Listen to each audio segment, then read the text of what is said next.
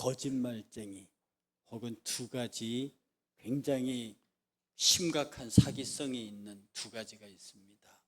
하나는 세상 사람들, 일명 유물론자들, 내세를 인정하지 않는 사람, 그런 사람들이 죽으면 다 흙으로 돌아간다는 사람들이 서로를 향해서 착하게 살아라, 도덕적 윤리적으로 인간답게 살아라 라고 말하는 사람들, 정말 나쁜 사람들입니다.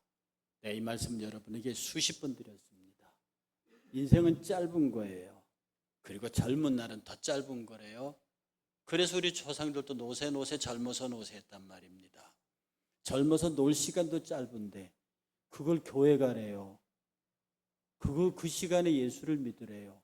죽으면 다 흙으로 간다면서, 죽으면 다 아무것도 없이 사라진다면서, 티끌로 사라진다면서, 심판도 없고 지옥도 없고 천국도 없다면서 교회 가서 다른 종교 믿으면서 착하게 살래요. 인간답게 살래요. 나쁜 사람들이에요. 어떻게 가르쳐 진짜입니까? 인생은 한 번뿐인 거야. 어차피 죽으면 다 지옥도 없고 천당도 없어. 그러니 먹고 즐기고 놀아. 수가 차고 밧줄 수 안 갈 정도로 그렇게 세상 살다 가는 게 이게 정직한 것 아닙니까? 천당도 없고 지옥도 없고 죽어서 아무것도 없다면서 뭘 이 땅에 살면서 정직하게 살래요? 그런 거 없습니다. 이 땅에 정직하게 살아야 하는 이유도, 무신론자들이 그렇게 가르치는 이유도, 그들의 심중 깊은 곳에는 천국과 지옥이라고 하는 그들도 이해할 수 없는 죽음 이후의 세계가 있기 때문에 그렇습니다.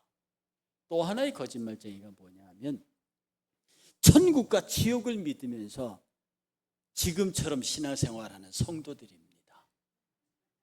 그건 있을 수가 없습니다.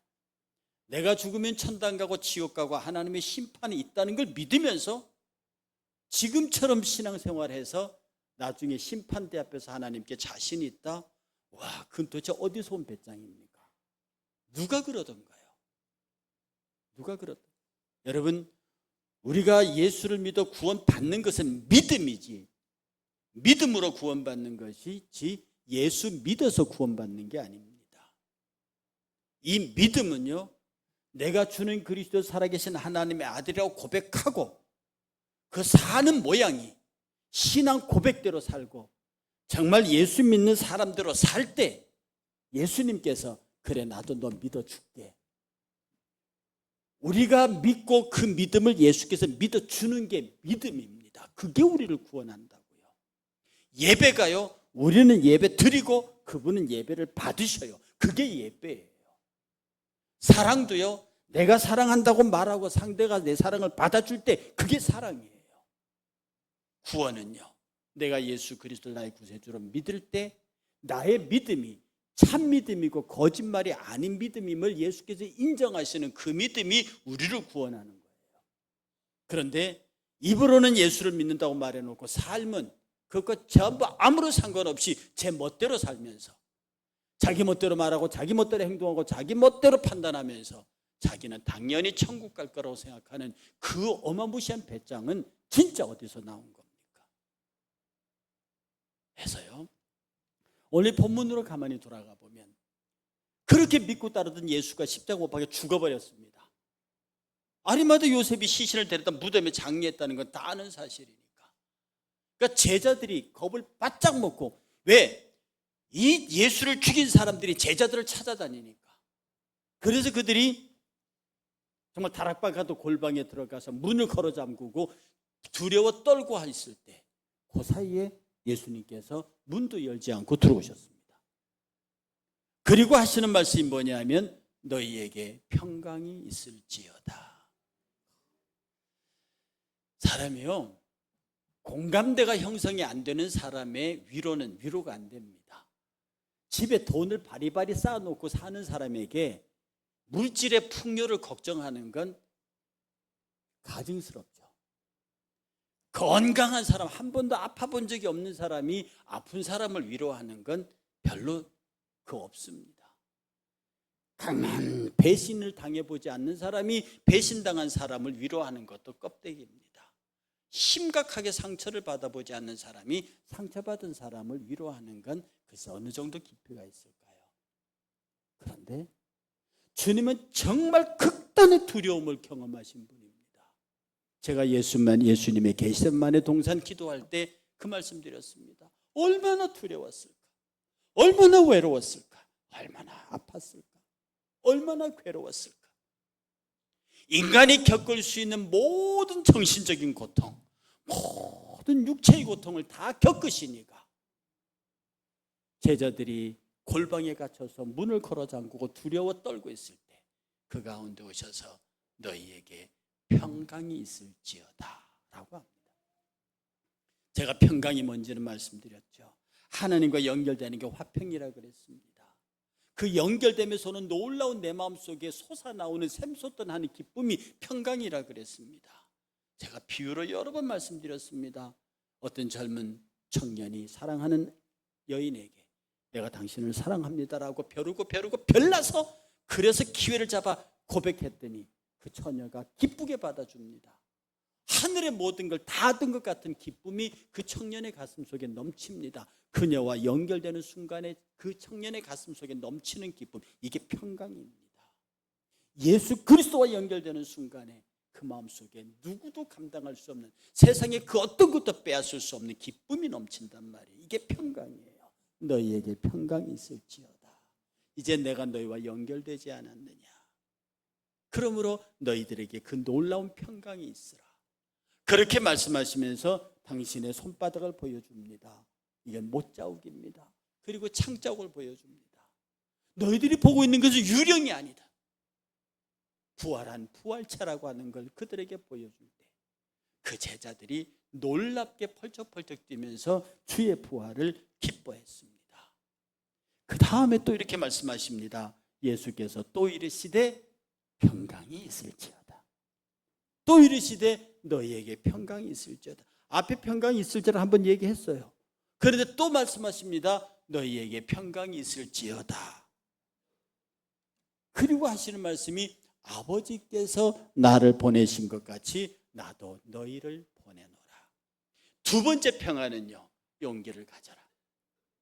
첫 번째 평안은 위로였습니다. 겁내지 말라, 두려워하지 말라, 놀라지 말아라. 두 번째 평강은요, 내가 너를 보낸다.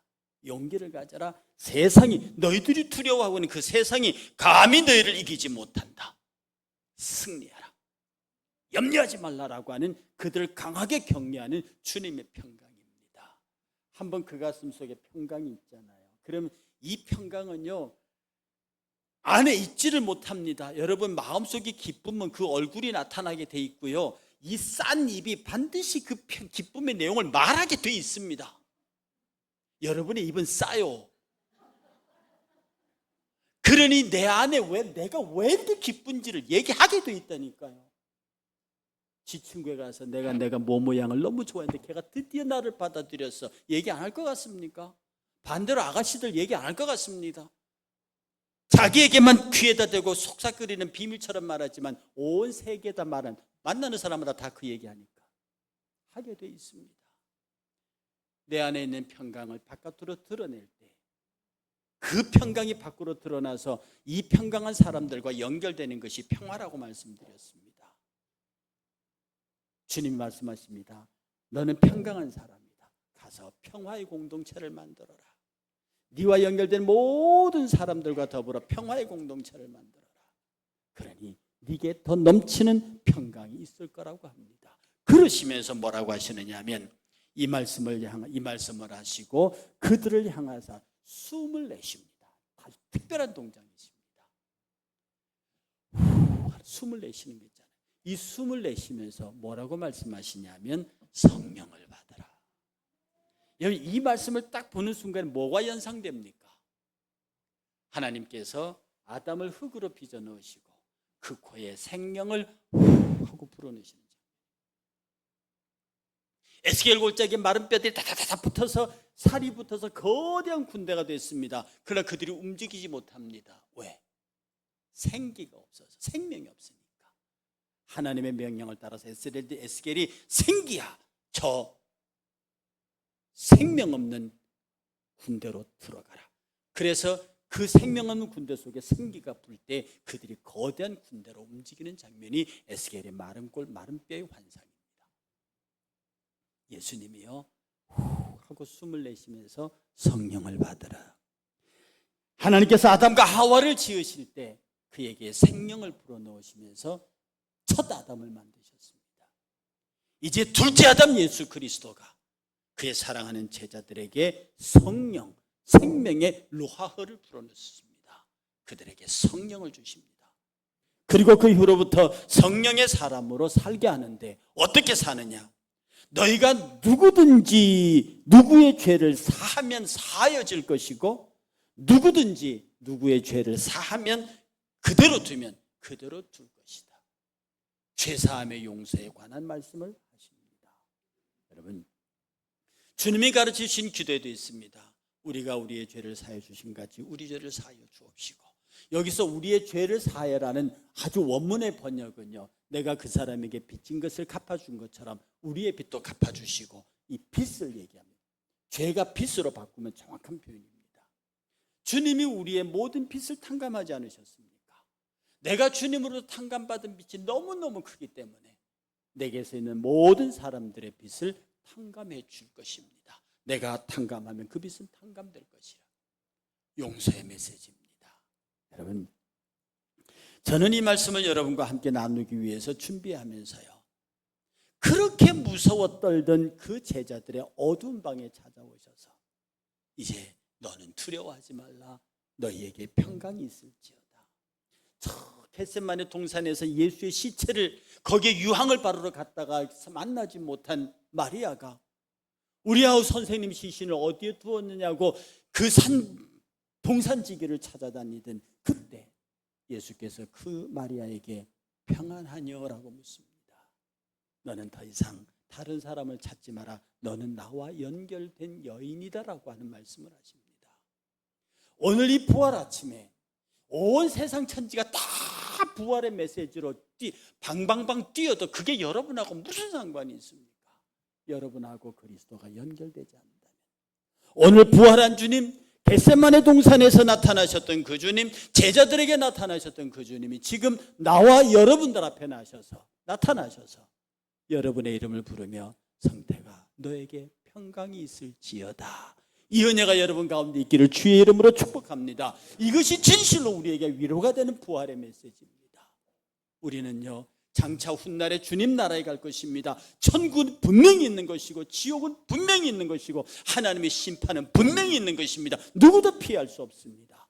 그러나 내가 내 마음속에 평강의 징표를 갖고 있다면, 예수 그리스도의 십자가의 징표를 갖고 있다면, 천사는 나를 영접하여 가장 아름다운 곳으로 나를 인도할 것입니다. 이것이 바로 부활신앙을 가진 자들의 멋있는 최후의, 그리고 천상에서의 최초의 장면이 될 것이라고 하는 것입니다. 그러므로 주의 평강은 모든 문제가 해결됐기 때문에 오는 것이 아닙니다. 여러분, 문제가 해결된 다음에 평안하기를 기다리면 그 사람은 죽을 때까지 평안하지 못합니다. 아니, 무슨 문제가 해결돼서 평안하다, 그런 사람 어디 있습니까? 이 문제 끝나면 저 문제고 저 문제 끝나면 이 문제 다시 오는데, 인생의 문제는 죽을 때까지 끝나는 게 없습니다. 문제는 꼬리에 꼬리를, 사건은 꼬리에 꼬리를, 근심과 염려는 꼬리에 꼬리를 무는 법입니다. 그러므로 이 세상에서 보통 생육법으로 사는 사람들에게서는 절대로 그가 평안할 수 없습니다.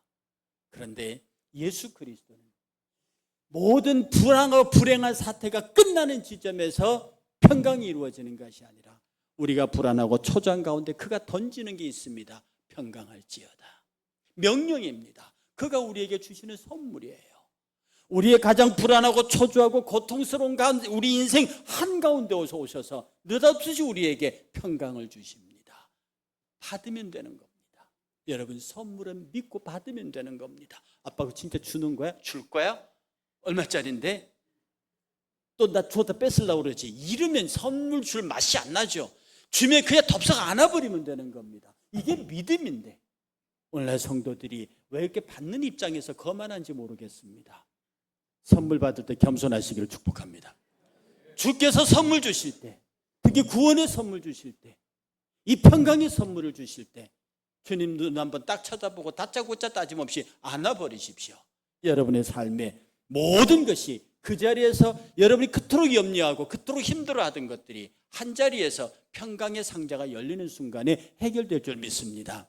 그러므로 평강의 백성들은 부활의 백성들입니다. 그리고 이 평강의 부활은요, 반드시 우리를 사명으로 이끌고 갑니다. 여러분, 부활은 역동적인 거예요. 부활은 우리를 머물러 있게 하지 않습니다.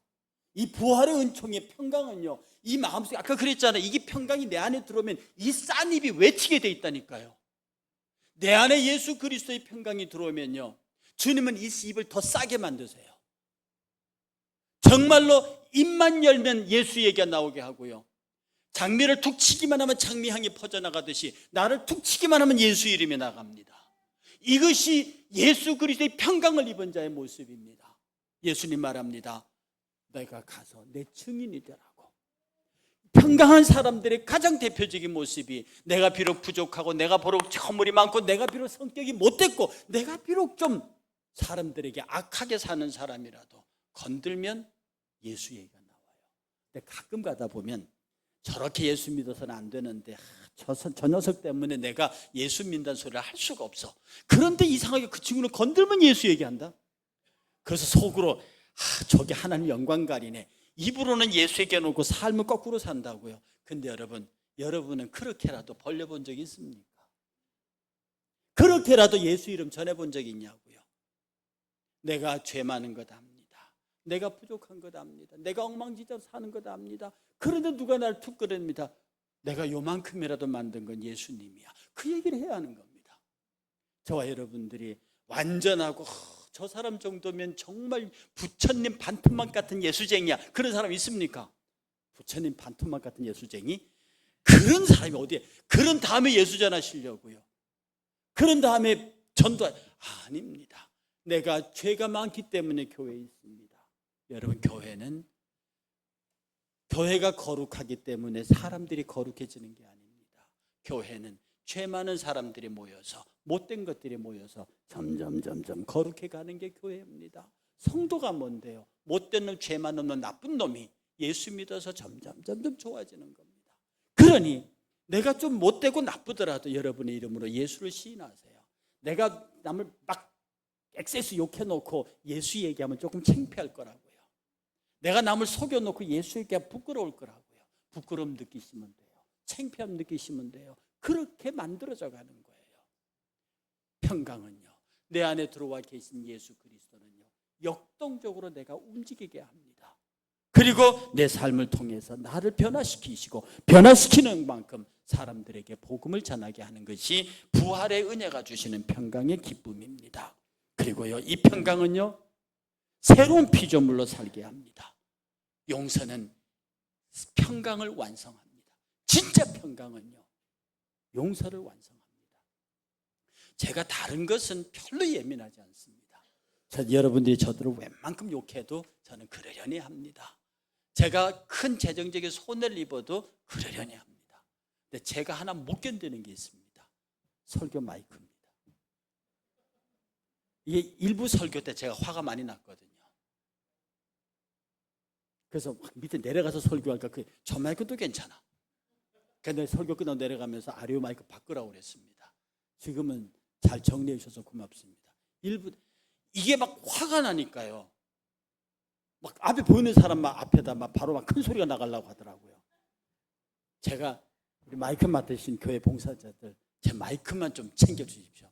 저는 마이크가 이상하면 마치 가수들이 노래 안 하는 것처럼 저 마이크 이상하면 말이 안 나갑니다. 제가 일부 때 무슨 설교 어떻게 했는지 모르겠습니다. 그런데요, 이 예수 그리스도의 평강의 은혜를 입은 사람들은 어떤 상황이든지 어떤 환경이든지 용서합니다. 그리고 화를 추리게 돼 있습니다. 저도 요새 화를 추리려고 많이 노력하는데요, 이게 용서하십시오, 이게 나이가 드니까 화가 자꾸 나. 제 아는 삼촌 한 분이 저보고, 야, 임 교수, 나 노인회장 출마할 거다. 뭐 하세요. 네가 와서 도와야지. 아니 제가 무슨 노인애를 도와요 그랬더니 너 몇 살이야? 저 59년생인데요. 임마 65세부터 노인회 가입 자격이 있어. 내가 노인이라고요? 야, 네 나이가 노인에 들어와도 된다고. 이게 순간 말이 되더라고요. 근데 막 화가 나. 나보고 노인에 들어오라고. 분명히 우리나라 법적으로 노인에 들어가도 되는 나이인데 막 화가 나요. 그래서 삼촌 나오세요. 내가 도와드릴 테니까. 그런데요, 우리가 하나님 은혜 가운데 있으면서 불뚝불뚝 솟아나오는 화, 성질내는 거, 여러분 이걸 성령 받으라 하시는 주의 음성에 평강을 누린 사람은요, 그게 용서가 잘 됩니다. 여러분의 마음속에 화가 줄고요, 용서가 잘 되는 분들, 됐어, 내 입에서 됐어, 됐다니까. 충분히 그럴 수 있지. 그런 뜻이었어? 나는 그렇게 안 받아들였는데. 이게 얼마나 멋진 용서입니까? 이게 평강한 사람의 태도입니다. 평강한 사람 입에서는요, 정죄하려고도 안 돼요. 판단하려고 해도 안 돼요. 나무르려고 해도 안 돼요. 왜냐하면 내 안에 있는 평강이, 그리스도와 연결된 데 오는 평강이, 주께서 나를 어떻게 용서하셨는지 내가 알거든요. 내가 하나님에게 얼마나 못된 인간이었는지를 알거든요. 그런 나를 그분이 용서하셨는데, 황자 세상에 살아있는 사람이 나한테 나쁜 짓 해봐야 얼마나 하겠다고. 근데 그 사람이 미안해라고 하는데 아유 고맙지요. 미안해라고 안 해도 너라면 충분히 그렇게 할 수 있어. 근데 그게 나한테 별로 중요하지 않아. 모든 것을 용서하고 오히려 격려하고 축복하고 사랑하는, 이게 평강한 자의 용기요 승리의 모습입니다. 여러분, 우리는 말입니다, 평강의 사람으로 주의 용서를 선포하면서 나도 그 용서의 즐거움에 참여. 여러분, 용서는 정말 즐거운 겁니다. 용서는 정말 힘이 있는 겁니다. 왜냐하면 그것은 평강의 파워이기 때문에 그렇습니다. 사랑하는 성도 여러분, 우리가 40일 금식 절식하면서 기다렸던 부활절 아침입니다. 오늘 하루만 끝나버리면 어떡하겠습니까? 이 부활이 다음 부활절 올 때까지 계속해서, 그 다음 주부터 또 1년 동안 힘을 얻어서 그 다음 부활절까지 끊임없이 부활의 평강을 지닌 자로서, 주님, 부활하신 주님의 가장 첫 메시지가요, 사랑하라도 아니었어요. 주님의 첫 메시지가요, 평강하라, 그리고 용서해라. 이 부활의 메시지에 정말 어울리게 살아가는 여러분 되시기를 주의 이름으로 축복합니다. 다 같이 자리에서 일어나셔서 162장 할렐루야.